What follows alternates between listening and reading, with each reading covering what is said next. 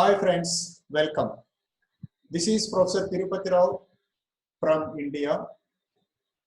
I am a professor of statistics in Pondicherry Central University. Is one of the Indian central universities, and I am very much delighted to participate today's event as an invited speaker. And I must be grateful to the organizers for providing me this wonderful opportunity to interact all the intelligence community throughout the world through this conference. With my due gratitudes to the organizers, I would like to start today's topic. Of course, the theme of the conference is data envelopment analysis. This topic is more apt now for particularly decision-making issues. Managers of different organizations adopting the data envelopment analysis tools for measuring the performance and the efficiencies of organizations. Evaluation of organization based on their performances is mostly with the happening of data envelopment analysis. So therefore, data envelopment analysis is one of the most essential and inevitable tools for any decision maker, particularly the management people. Today, I would like to speak my topic. Just I would like to share my screen that my topic is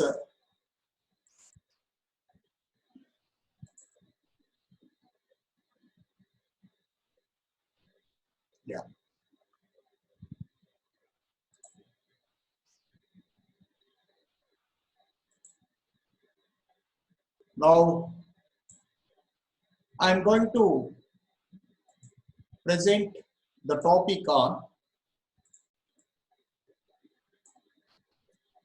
the data intelligence and statistical predictions through investigative data envelopment analysis. Of course, the acronym is AIDEA. And I'm once again thankful to the conference organizers for giving me this opportunity. Now, coming to my topic, I had to make my presentation layout is as follows. Overview, statistical investigation, data mining versus statistical investigation, data envelopment analysis. Data mining, what it means is exploring the essence of data with data envelopment analysis. Of course, now onwards, I would like to speak it as a DEA, performance analysis with the DEA, ranking of decision-making units, slackness analysis, predictive modeling on slackness, and finding the findings through DEA and predictive modeling are the layout of my presentation. Now coming to the abstract of this talk is that in this study, I have proposed a novel approach of predictive modeling by involving multiple dependent variables and multiple predictor variables. In usual statistics, there is one dependent variable, more than one explanatory variables, but DEA has such a wonderful feature that it can deal with multiple dependent variables with multiple independent variables. A bunch of linear programming problems have to be developed for extracting the performance measures like cost efficiency, technical efficiency, and scale efficiencies. Of course, investigating DEA is a non-parametric mathematical programming tool. This study has made an attempt to transform the non-parametric information to a parametric methods with a case study of hospitality industry of a local 5-star hotel in Tirupati city of Andhra Pradesh in India. Now, as for the overview, data intelligence and business forecasting is the need of the hour to the data practitioners and statistical consultants.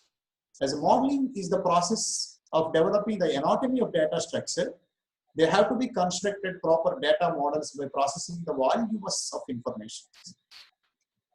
The talk is designed with the orientations of two things. One is investigating DEA for preliminary identification of slackness variables, and predictive modeling is for speculating the impact of slackness in output variables with its related slackness input variables. Now, coming to this business intelligence, as for Professor George, he has introduced a beautiful concept of cockpit of decision-making aviation. Managers now taking their decisions based on the analysis dashboards which are in the cockpit of manager's desk. So it's a wonderful concept that exploring the business intelligence and making aviation of decisions at manager's cockpit, it is now the most novel phenomenon where all the decision makings are data driven. So data driven, data intelligence related decision making is the order of the day. Now, what is business intelligence? It is something like a right information to the right people at the right time. It makes a sense, it enables the business to make intelligence and fact-based decisions. It improving the organizations by providing business insights from data to structuring the data and enriching the data. Finally, it will be converted as a information to make a decision. This is what the order or the requirement of business intelligence from the data. If you see the balance between the data and the opinion, you have to make decision making as a balanced one.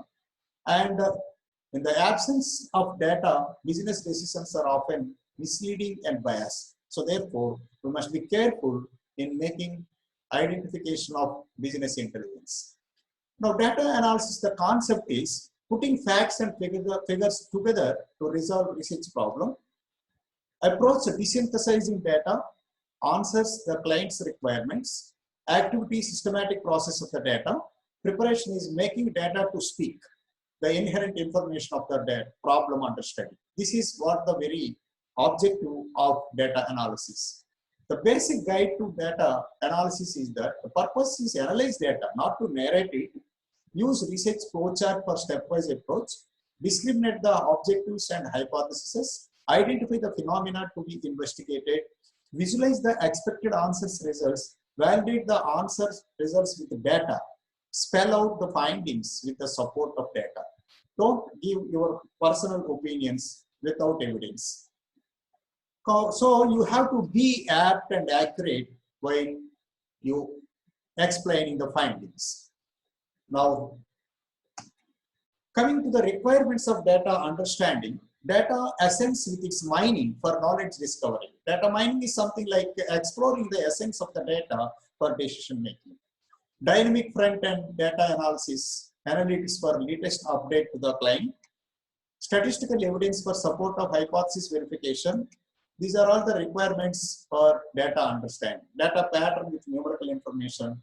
Minimum time for data understanding, its interpretations are always the order of the day. Now, challenges in data analytics are exploring the latest and updated business intelligence, extraction of hidden information of the data as a combination of systems, methodologies, technologies, and applications. And it mounts a big data acquired through the applications of information technology in business transactions. Of course, analysis of large data sets with online analytical processes and database management systems are the real challenges now we are facing in data analytics.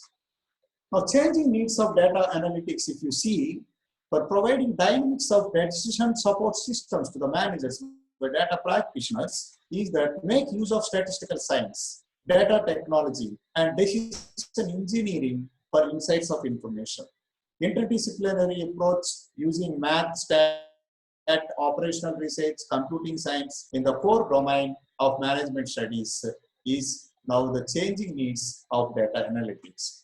Coming to the data mining, what is the meaning of data mining? Exploring the essence of the data within the raw information. Of course, you know that there is a difference between data and information. Structured data is considered as information. So the processing in large amounts of data to get trends, relationships, and patterns among the variables, and database management and exploration of relevant results from the data is the objective of data mining. Data mining provides tools of assistance to the decision maker by developing effective decision support systems.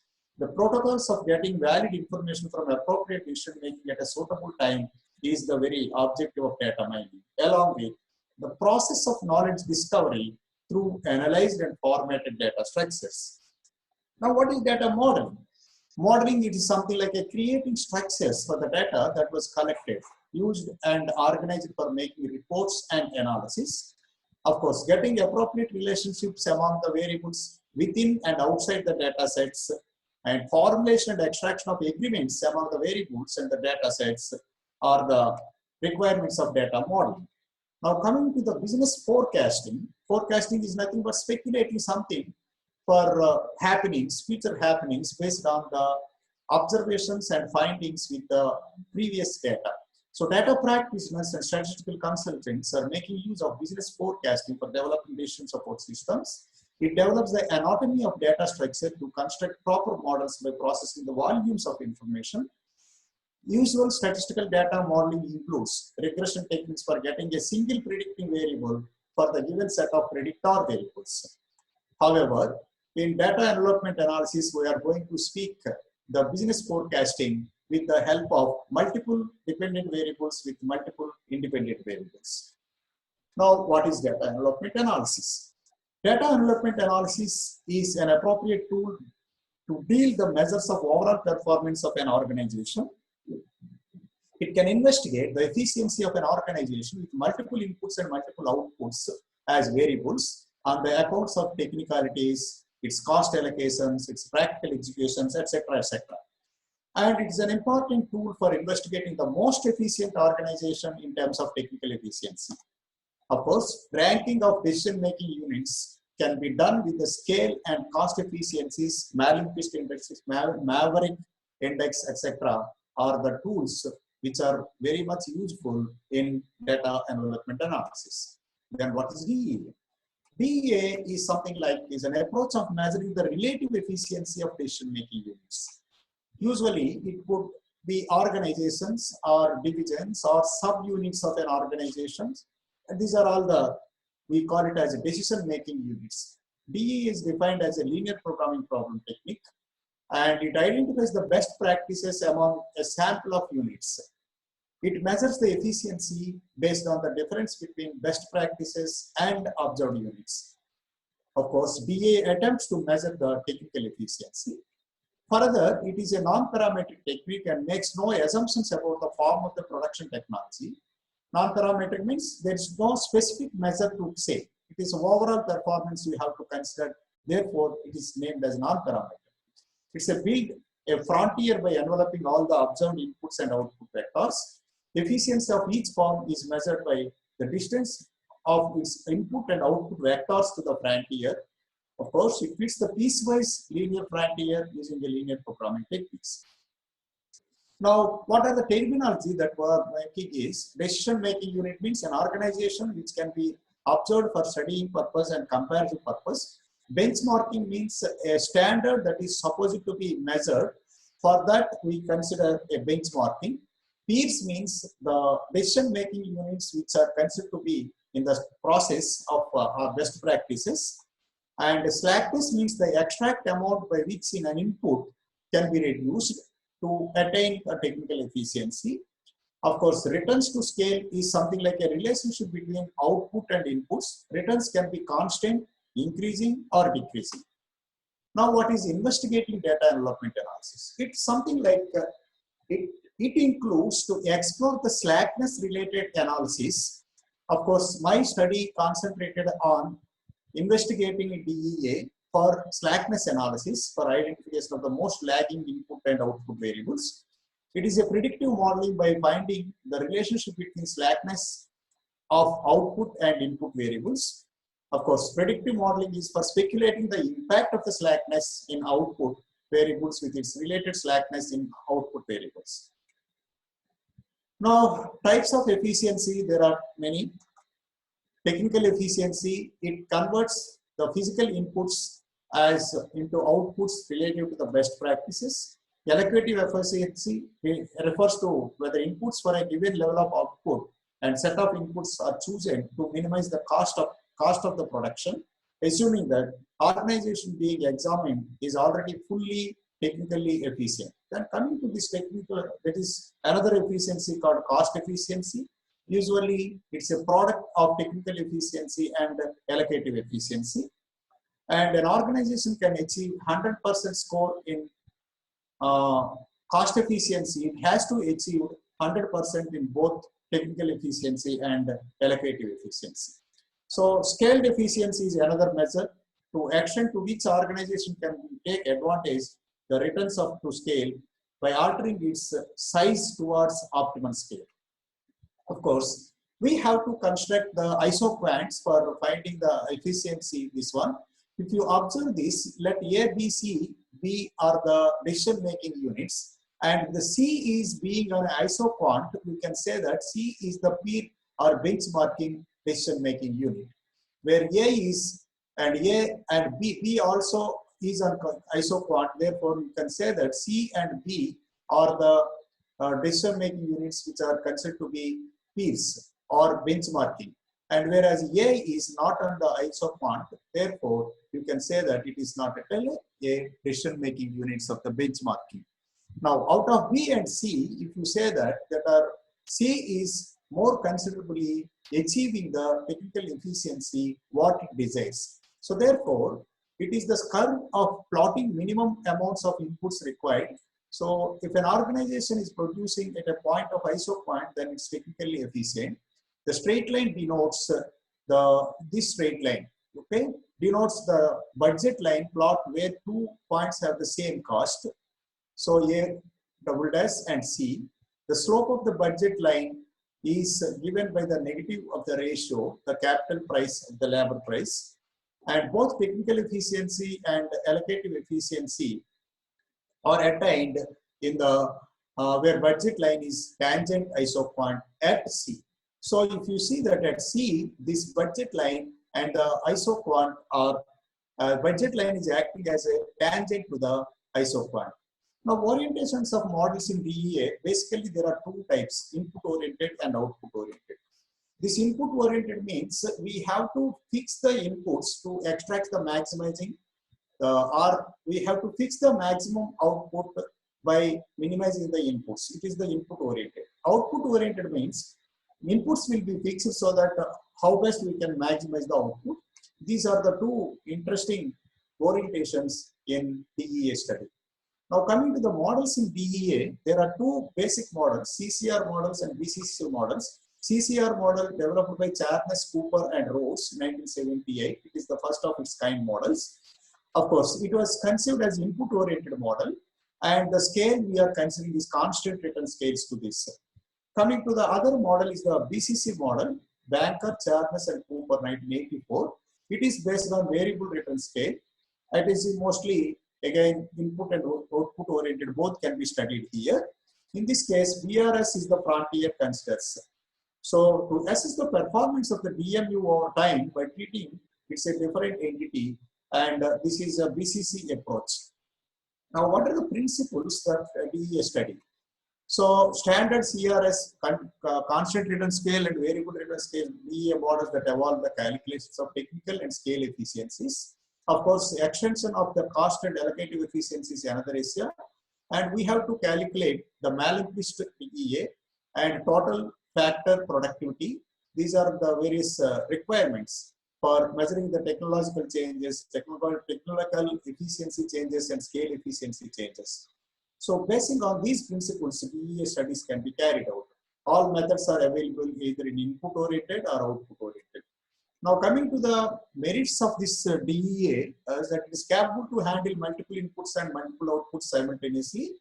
It can take the consideration of return to scale in calculating efficiencies. It does not explicitly specify the mathematical formations. It is useful for providing relationship among the hidden methodologies, and it is capable of being used with any input-output measurements. Further, the sources of inefficiency can also be analyzed with the DEA methods. Now, coming to the limitations with this model, these are selections of the input and output variables are case sensitive, and it is not always convenient to pick the or discriminate the variables which are considered to be input variables, which are considered to be output variables.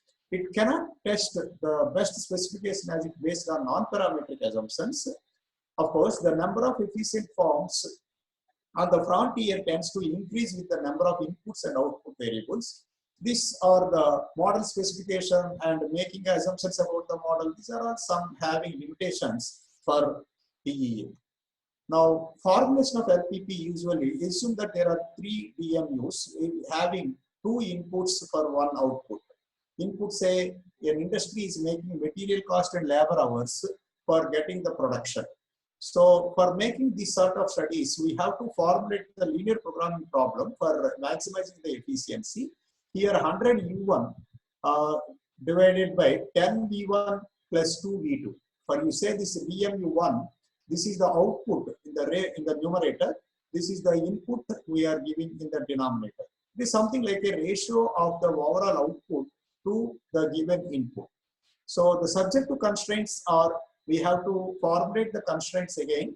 The 100 U1 by 10 V1 plus 2 V2 less than or equal to 1. Why? Because this always to be considered as the units of constraints. There are 3 constraints we are having. In addition, we will have one more constraint is 10 V1 plus 2 V2 equal to 1. 10 V1 plus 2. Okay. Now, here is one objective function where objective function is maximizing the efficiency. This is the formula. And there are 4 constraints. If there are 3 units work was given, 3 plus 1 constraint it will give. So therefore, these are the constraints. Now, decision variables are U and V, where U and V are the weights of inputs and outputs. So our interest is to explore the U and V values. So after formulating the problem. So in any given problem, we have to make the formulation of LPP is the first and foremost requirement. So that can be done now. Software come to our rescue. So there is no need of making much worry. Of course, the above problem can also be defined in other way. It is the specific formulation. Of course, if you go for generalized formula, when we are dealing with k number of inputs, where I is speaking about the inputs and j speaks about outputs, and this is about the generalized math formulae. We need not have much concentration on this one because this is all the discussed by theoreticians how it can be used. So these are all the general linear programming problems that are involved in the DEA. Now coming to the case study, in fact, I have considered a hotel under study is not disclosed because of some reasons, because that hotel people, they want the confidentiality, therefore they don't want to reveal that one. It is a star hotel. The name of place is in Tirupati, AP in India. Of course, it's a 5-star hotel. It's a prime visitors are pilgrim tourists. Category of the city is Indian smart city. Population dynamics is this city is having a pilgrimage center. So therefore, a floating population around 80,000 to 1 lakh per day is also there. The period of study is 6 consecutive weeks we have studied in the middle of 2013, in fact. Nature of the data is average of daily data. Of course, we have considered that the variables, I mean, decision-making units are in that hotel.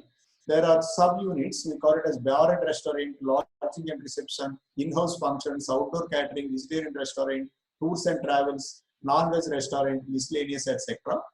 And the output variables that they are making is number of visited customers, occupancy percentage, earning or income per day, number of credit card usage customers, number of non-credit card usage customers, and inputs are something like a number of grade 1 workers that are working, number of grade 2 workers, and number of business or working hours, salaries paid to grade 1 employees, similarly grade 2 employees, incidental costs, potential size of customers. These are all considered to be input variables. Of course, our achievement is to output variables, and we are studying the efficiency of different departments in the hotel. That hotel, of course, I'm off record. I'm saying that this is Hotel Bliss in in Tirupati. So 1, 2, 3, 4, 5, 6, 7, and miscellaneous 8 departments I have studied. So in this, we consider the data. This is the occupancy percentage, and on average, we have arrived at the data. So after getting this data, we identified the technical efficiencies and we calculated the technical efficiencies. Very interestingly, these 5 departments got the technical efficiency as 1, whereas tours, travels, non-veg restaurant, outdoor catering is having less technical efficiency. As per their measure, we made it as which are less than 1 technical efficiency are considered about non-benchmarking departments. So we have identified these non-benchmarking departments: tours and travels, non-veg restaurants, and outdoor caterings. So this hotel has to concentrate on these departments so that they want to know, so okay, what are the things that is supposed to be developed. If tours and travels department wants to follow the best practices of other department, which department they have to follow, that is their concern. So therefore, for that we consider the peer count. Peer count, say for example, lodging and reception is in rank 1. It is a benchmarking department and it has 3 followers. Whereas vegetarian restaurant is again benchmarking department. It has 2 followers. Miscellaneous department is also benchmarking. It has 2 departments to follow. Bar and restaurant is having only 1. Maybe itself, bar and restaurant itself is the following one.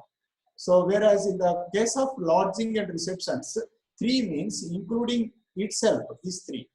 So coming to this other 4 items, they are just followers. Therefore, they were all ranked as 5. When compared to this graphical observations, it is peer count related is this one. And coming to the non-veg restaurant peer 1, see, non-veg restaurants is a non-peer department. It wish to follow the peers. The peers is first preference or weightage to follow lodging and reception department with 45.32% of weightage. And the next priority is to, first priority is to peer 3 with 52.0.2%. Second is with lodging and reception. Third is vegetarian restaurant. So this is how they have to follow non-vegetarian restaurant. For example, tours and travels, they want to know what is the first priority is go to vegetarian restaurant, and lodging, that means what are the practices they are following in vegetarian restaurant, they have to consider first one, then followed by lodging and reception and bar and restaurant. Then outdoor catering is the department, again it used to follow the first priority to the lodging and reception. And if you see this, lodging and reception is having at 3 places. What it means? It is having 3 peers, non-veg, tours and outdoor.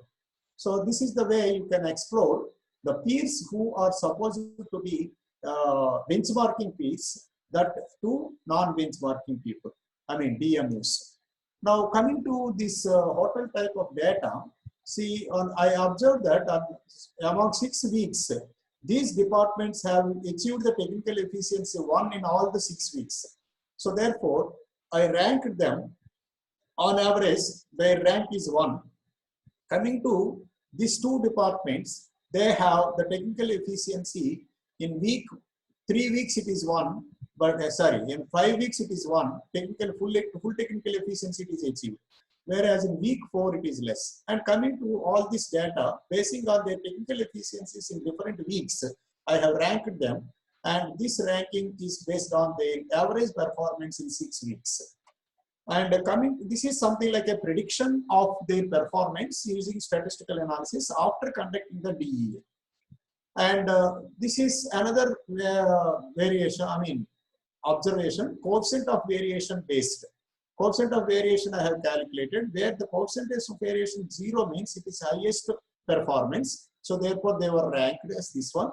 And the coefficient of variation which is more, it is considered to be less efficient. Therefore, if you observe these departments, this is the ranking. Now, coming to the Malin-Quist index, comparing that, of course, in the total 5 weeks data, again, this ranking basing on Malin-Quist index, it is total factor productivity. We measure the total factor productivity and using the Malin-Quist index, and these departments were ranked using again the information which is explored from DEA. So ranking of the departments using Maverick index is also we made it. So accordingly, Maverick index based on the more it means less efficiency. So therefore ranking is accordingly given. And it has more than one. When there is a Maverick index is more than one is unwanted.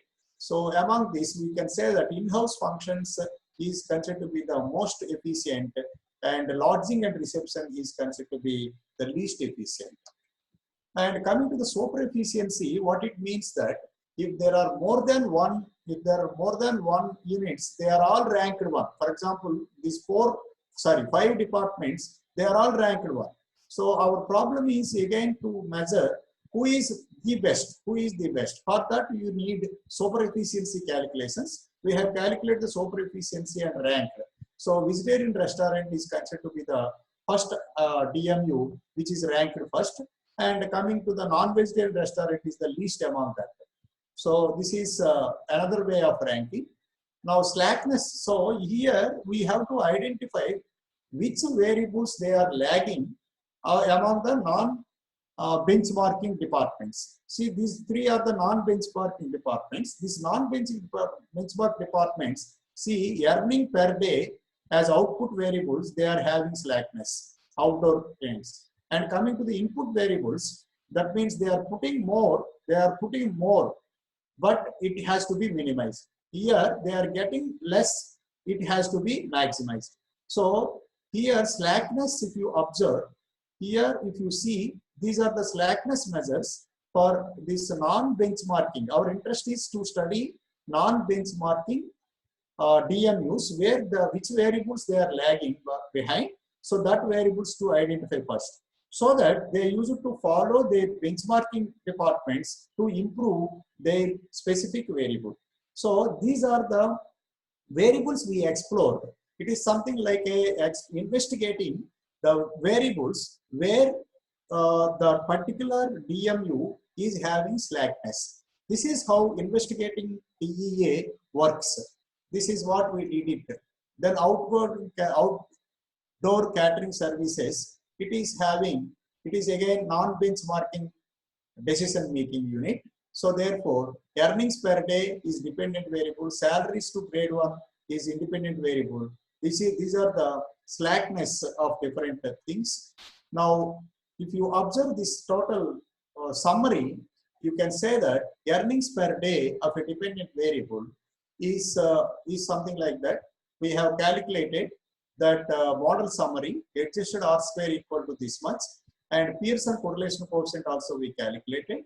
Then basing on that, the linear regression coefficients, we have to make that the impact of only one variable, we have one benchmarking unit regarding the grade 1 workers, only specific variable only studied. There are many other variables we can study, but the impact of this is non-significant. Impact is non-significant because the p-value is more than 0.05. So if you observe this and you can explore. Of course, I have made it only one variable under study. Of course, in our publication, we made it more than 2 variables also. So this is the way you can make it as a prediction modeling, investigating DEA to make use of the slackness analysis of different variables. This is what we made it. Now these are the references I have considered while my study. And with this, I thank the organizers for this wonderful opportunity for sharing my views. Thank you one and all.